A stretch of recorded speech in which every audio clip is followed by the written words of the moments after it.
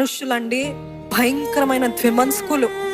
ఒక రోజు బాగుందంటారు, ఒక రోజు బాగాలేదంటారు. ఒక రోజు నువ్వే గొప్పడు అంటారు, ఇంకో రోజు నీ అంత పరమ వ్యర్థుడు లేడు అని చెప్తూ ఉంటారు. కాబట్టి మనుషులు అభిప్రాయం పైన ఎప్పుడు కూడా ఆధారపడకండి. ఎందుకంటే మనుషులు ఇలాగ మారుస్తారు వారి ఒపీనియన్.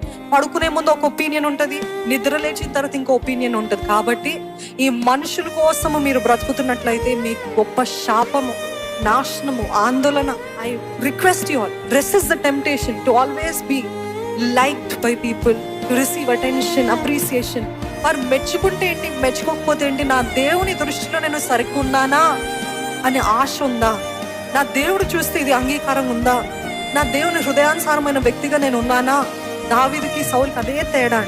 దావీదు ఎప్పుడు దేవుని మెప్పించాలని, సౌలు ఎప్పుడు మనుషుని మెప్పించాలని. అందుకని సౌలుకి భయంకరమైన చావు, భయంకరమైన